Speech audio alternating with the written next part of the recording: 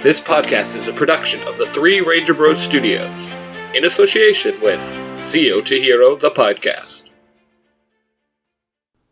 Hello everybody and welcome to Tiger Tales, the place you'll find stories and fanfictions written and read to you by your host, me, Tai Tiger. Today we're diving back into Power Rangers Universe 113, and we're diving into the very first story ever uploaded, Power Rangers Future Foundation. In the last few chapters, we found our Rangers thrown across the multiverse as that dimensional jumper that was in Cedric's hand exploded and our Rangers disappeared from Universe 113. So let's find out what happened with Luca.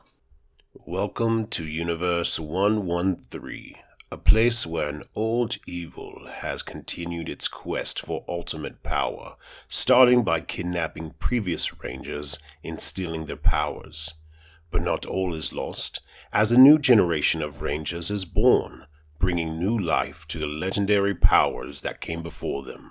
They are the new heroes of Earth. They are Power Rangers Future Foundation. Power Rangers Future Foundation. Chapter 33. Luca lost in Universe 35. Luca woke up in a ditch. He climbed out and looked round to find himself in some sort of town. There were men, women and children surrounding him. They all wore rags and were dirty. They had tools in their hands. Their hands were bleeding and covered in blisters. Then the group of people all divided as a wacky-looking cowboy monster walked up to him. "What's causing the commotion?" the monster sneered. "I guess that'd be me," Luca chuckled. "You're wearing clothes. Guess you're not one of my slaves," the monster growled. "Nope," Luca said, shaking his head. The monster aimed his blaster. "Name's Cassidy. I'm the general around here, and these slaves are earning dinner, so move along, or join them," the monster hissed. His blaster aimed directly at Luca's chest. He swatted the blaster away. With a spin, he kicked the monster in the chest. The monster growled, took aim, and fired. Luca hit his morpher and tried to morph, but the energy blast hit Luca, disrupting the morphing sequence. The energy surged and then diminished, and Luca stood there confused. "This blaster's a fortified level 6 EMP gun. I just stopped you from morphing. Now, new slave, let's get you changed out of that pretty leather jacket," Cassidy chuckled. 1 week later. Albert was working at the monitors when suddenly he noticed a strange surge of energy. That happened a week ago, and Albert was trying to figure out exactly what was going on. It was almost identical to that of Ozzy and Monica when they morphed. Albert examined the strange phenomenon. "Something happened. I'm trying to figure out what's been going on. It's linked to the morphing grid somehow," Albert replied. Shall I round up the troops? The ghost of Jason Lee Scott asked as he became visible. "Nah, this might be nothing. I'll go check it out, scout style," Albert told him. Then he threw on his poncho, pulled his hood over his head, and he placed the mask on which covered his face from the nose down. He then opened a portal with his portal device and walked through it. Albert ended up in a town full of slaves. They were building a giant statue. It was almost built. It was just missing its head. "Who on earth is that?" Albert muttered. Well, we do have statues, but not that big. Well, there was Lady Liberty, Jason stated. "Are you done?" Albert muttered. "Sorry, I got bored," Jason mumbled. Albert just rolled his eyes at his ghostly partner as the ghost became invisible. He then walked through the town and the villagers were dragging massive stone slabs, hammering rocks, and building the statue. Albert kept low and kept into the shadows. He managed to keep out of sight of the patrolling X-Borgs. He carried on exploring the town when suddenly a slave caught his attention. He had a chronomorph upon his wrist. Albert approached him.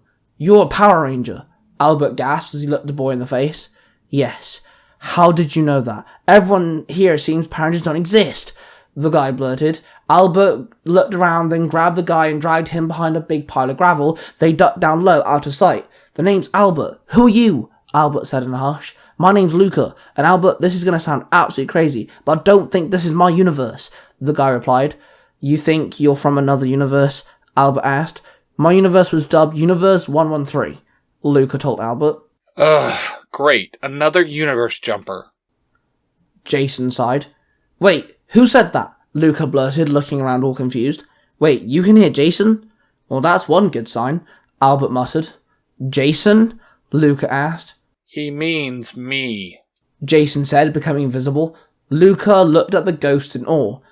That's a ghost. Scrap that. You're Jason, the Red Mighty Morphin Ranger, Luca blurted.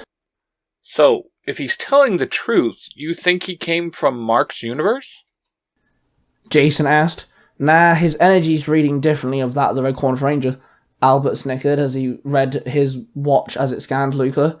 Wait, you know Mark?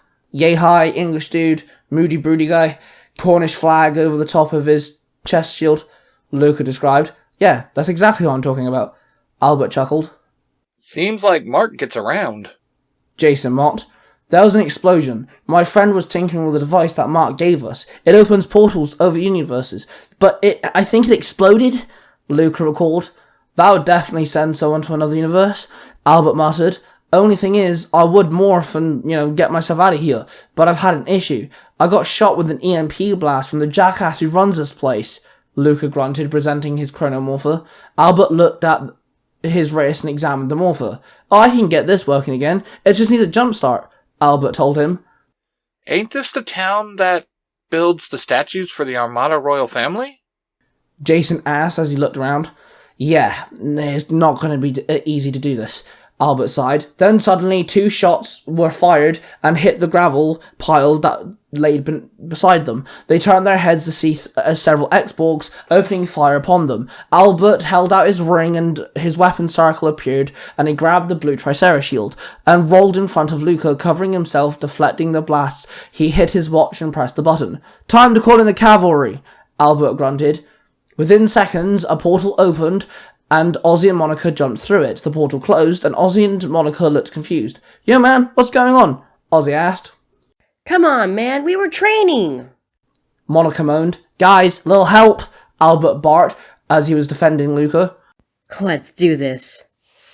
Monica yelled. Yep. Ozzy nodded in agreement. Both of them flipped open their morphers and held out their ranger keys. They flipped their keys open. Lend your ranger mode, Ozzy called out. Then they both slotted the keys into their morphers and turned the keys. And in a flash of light, Ozzy morphed into the Red Mighty Morphin Power Ranger, and Monica morphed into the Blue Mystic Force Power Ranger. You guys look thirsty? The Blue Mystic Force Ranger called out as she aimed her magic staff and blasted a veil of water at the X-Borgs. They started sparkling and malfunctioning as the Red Ranger came in with his power sword and slashed them down. Both Rangers made quick work of the few X-Borgs, then they both powered down. Thanks, guys, Albert sighed as his shield disappeared and stood up. Luca stood with him and they all gathered up. Guys, this is Luca. He's from another universe. He's been stuck here for a week, and I need to jumpstart his morpher, Albert explained. Wait, so he's like Mark? Ozzy asked. Kinda, Albert confirmed. What do we need to do? Monica asked. Make a diversion. I need those X-Borgs away from that big-ass crane of theirs. I need to use their wires to jumpstart his morpher. Then, that's the first thing out of the way. Then we can focus on the next step, Albert told them. Why don't we just take on the general here and be done with it? Monica asked. Oh, Cassidy? Oh, he's ruthless. I've been trapped here for a week and he gets everyone to do hard work. He don't let you eat, makes you work until you bleed, break, or both. Half these people look almost dead. Angry, Luca explained. That must have been extremely hard for you to cope with, Ozzy stated. It was. I just want to go home. I got things to do, Luca said, determined. That bad, huh? Monica snorted. Yes, I've been here a week, and it's been a week of long cold nights, hunger pains that it's just excruciating. Your mind wanders. I've made some mistakes back home and I've got things to set right, Luca explained. I am all for redemption, but you two need to give us time, Jason ordered. Consider it done. Monica nodded. Then Ozzy and Monica ran off deeper into town. Albert and Luca dropped down low and started creeping up to the crane. Yo, robotic butt munchers! Ozzy called out. The X-Borgs patrolling and keeping an eye on the slaves all came running up with weapons drawn. Monica and Ozzy both morphed. The red and yellow Super Megaforce Rangers jumped in to the group of charging X-Borgs. Both Rangers drew their sabers and started slashing and cutting down through the X-Borgs. Luca followed Albert to dig past the rubble and found a big crane that was now been abandoned. Albert held out his hand and summoned the dragon dagger. He slashed the side panel, which fell to the floor. Albert then tossed the dragon dagger away and it disappeared in a spark of light. "You're going to need to explain that," Luca said.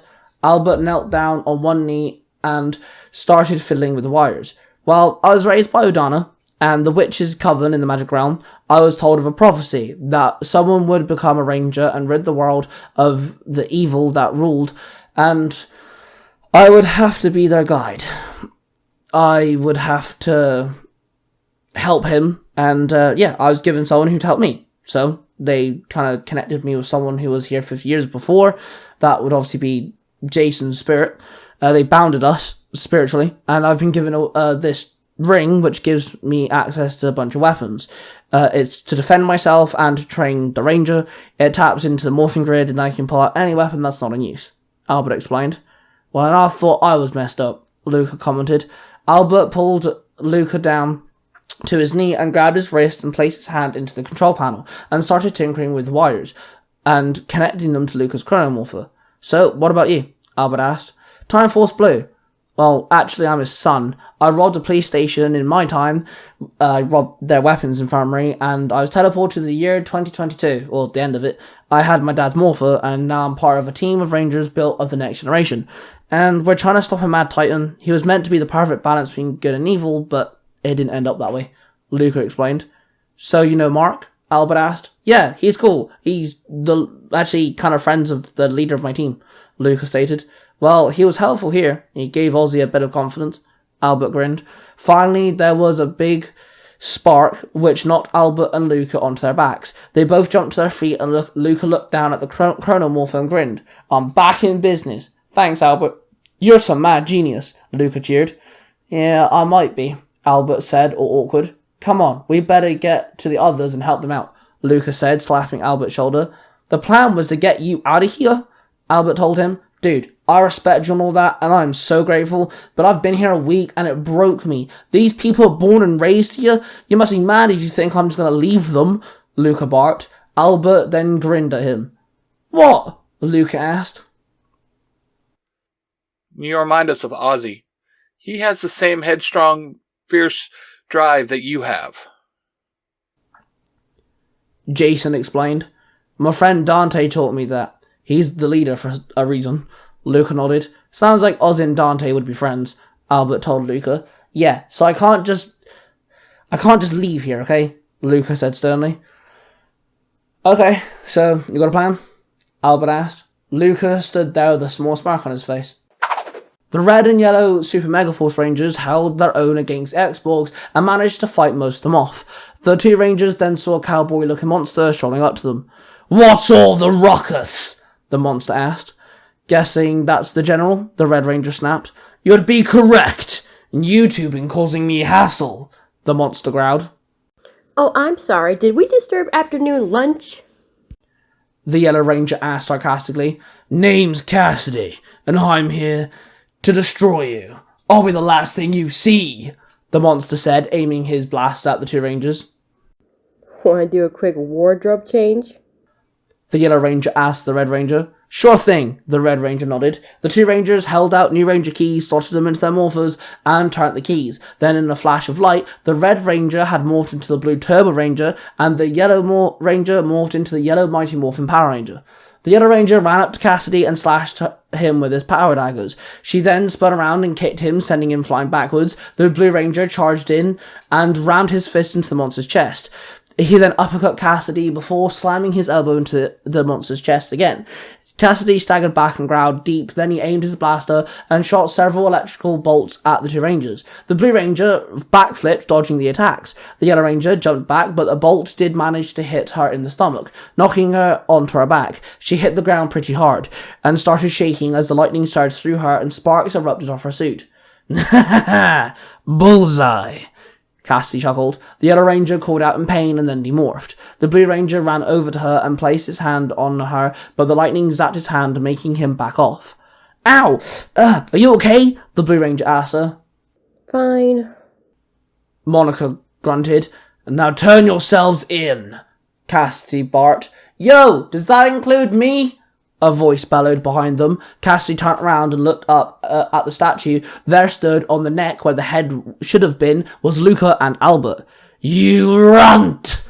Cassidy barked. "Ha ha, you missed me?" Luca yelled. "Get down here! I'll destroy you myself!" Cassidy barked in rage.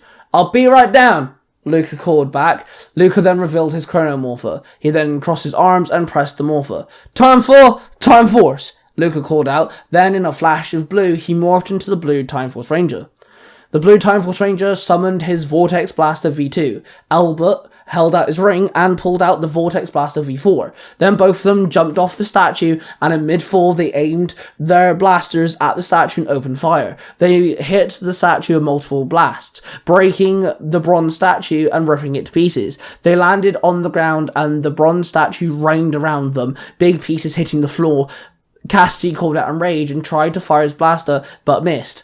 "Your plan worked," Albert cheered. The blue Time Force Ranger then summoned his Chrono Sabers, double-ended, and ran at the monster. "Yo, cover me!" he ordered. Albert knelt down and fired his V4 blaster at Cassidy. The blue Time Force Ranger charged in and jumped up and spun his double-ended saber, slashing the monster several times. Then he jumped up and kicked the monster's back. The Turbo Ranger ran into the fray and joined the Time Force Ranger as he detached his sabers. He struck Cassidy with both his sabers. Cassidy stumbled backwards. Then he stabbed Cassidy with his sabers, then stabbed both blades into the ground and joined the Turbo Ranger. Both Blue Rangers threw out a punch, hitting Cassidy at exactly the same time. The double punch sent Cassidy flying back as he hit a huge chunk of the bronze metal and exploded, leaving no trace of his existence. Albert ran over to them and pulled Monica to her feet. As all the slaves came out of hiding, they circled around the team and started clapping and cheering and yelling in glee. "Thank you, Rangers! We're free! Cassidy is gone!" They all cheered. The two Blue Rangers demorphed. One of the cheering people came walking up with a pile of clothes and handed them to Luca.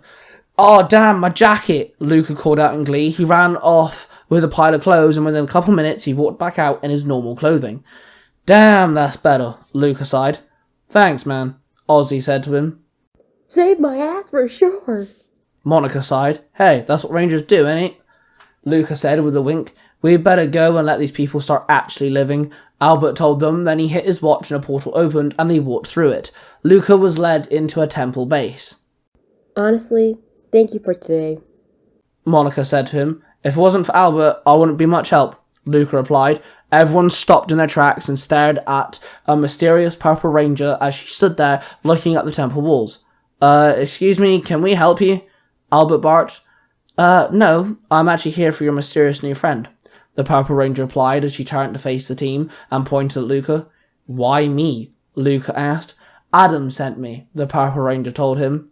You can trust her. She's a friend. Jason told everyone, becoming visible. "You're an Ultra Ranger, right? You look similar to Adam's new suit," Luca said. She demorphed and the woman stood before them. Aisha! You're not my Aisha, but sure is nice to see a friendly face. Jason grinned. "Good to see another Jason," Aisha said with a smile. "You expected me to trust this?" Luca said hesitantly. "Adam sent me to retrieve all of you. I already have Dante safe, if that makes anything easier," she said with a chuckle. "Here, take this," Albert said, handing Luca a small button.